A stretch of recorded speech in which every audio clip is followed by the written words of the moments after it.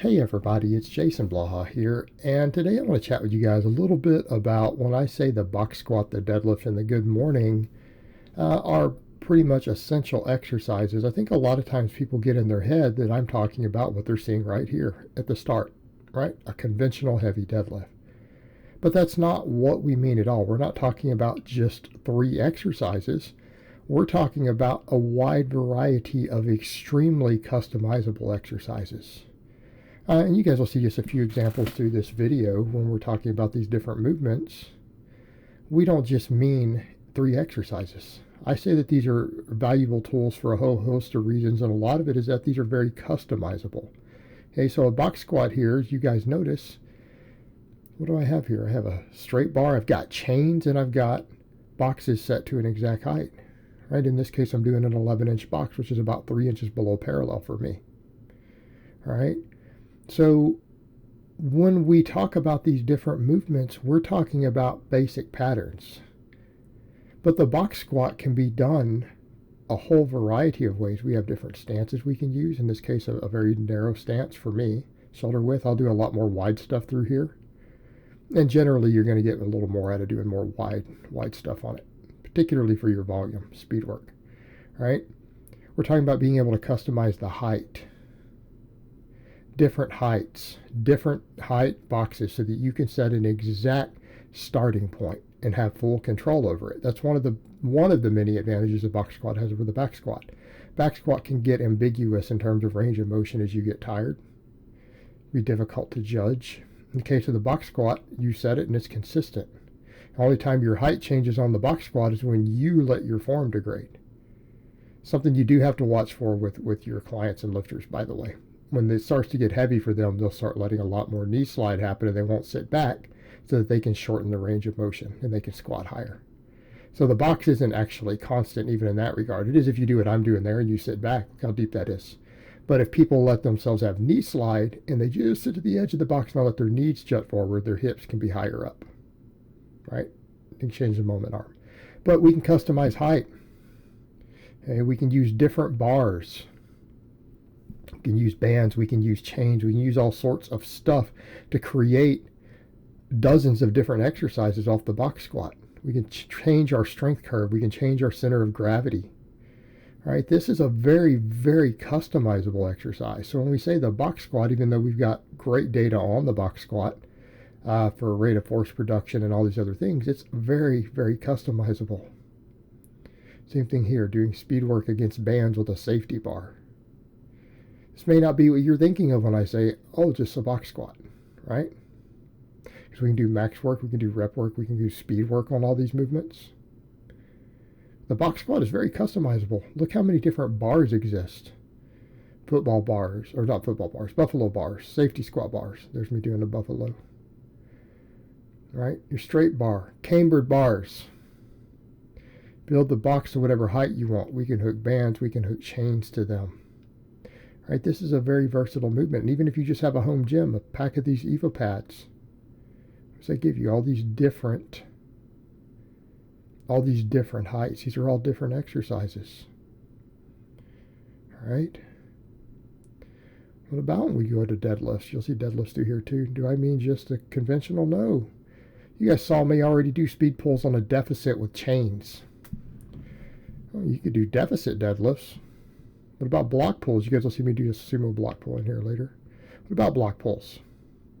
Well, if we've got those EVA pads, that's EVA foam pads, they'll take hundreds and hundreds of pounds. They don't break. I've put well over 600. I've dropped over 600 pounds on them. They don't crack. They don't break.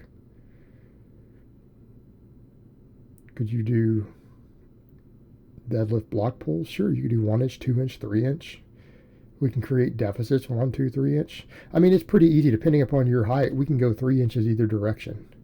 That's 7 exercises we can create off of a conventional deadlift with a completely different starting point, a different strength curve.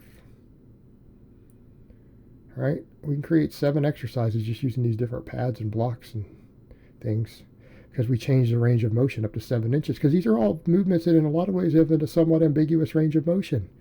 They're not constant. We can change them. We can customize them to our needs.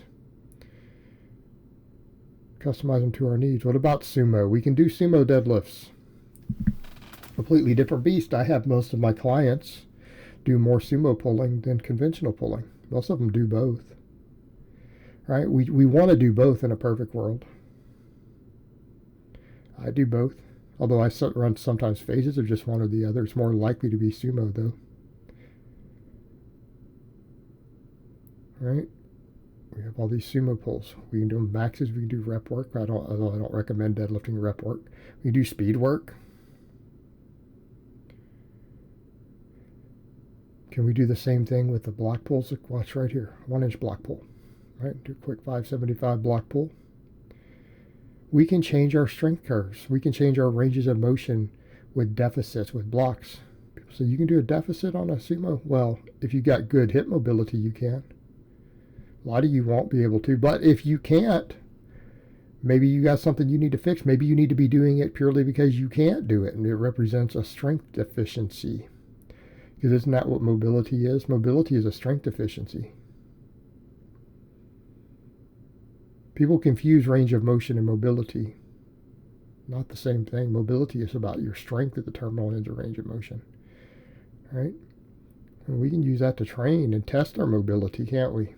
In fact, we can use the box squat to build that mobility. Force ourselves into a stretch onto a deeper box.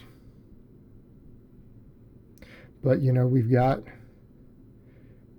the sumo. We can do all the same stuff. Block pulls. Deficit work. Bands. Chains.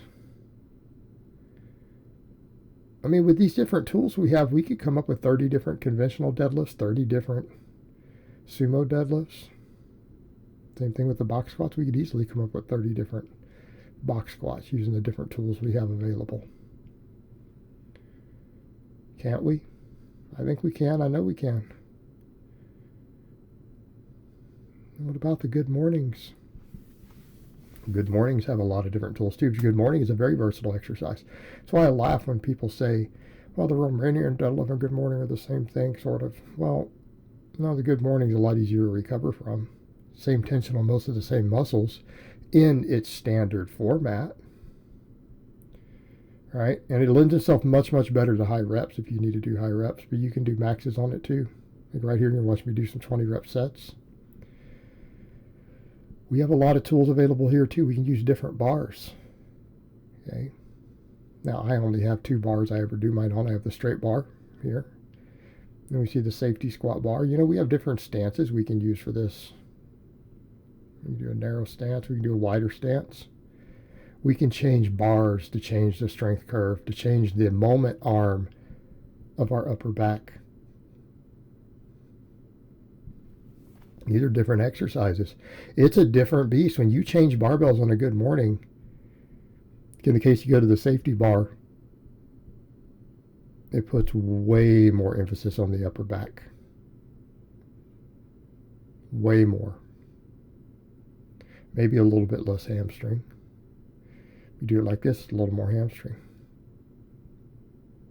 Okay. Can we use bands? Can we use chains? But we can use different bars too. Have cambered bars, safety bars, bands, chains, and everyone can get access to bands. People say, well, my gym doesn't have chains or these different bars. Well, maybe you need to look into better gyms. A lot of people around the world are looking at new gyms these days. A lot of people are looking to build home gyms and stuff you need to think about. It's different tools you have available. And anybody can hook bands up. Get your own bands and bring them to the gym and hook them up. Do band work. In fact, you could do banded good mornings with just bands without a barbell, can't you? Showed you guys how to do it the other day. You can do them against pens. You can do pen good mornings. You can do those even for maxes if you have to. All right, this is a very, very versatile tool. In fact, all 3 of these exercises are. Look at the amount of exercise variation that we can create using these 3 movements. and look at the muscles worked and how we can emphasize it. People can say, oh, it's just like, no, it's not just legs. Just because your arms and pecs aren't being trained in your delts, those are all small muscles relative.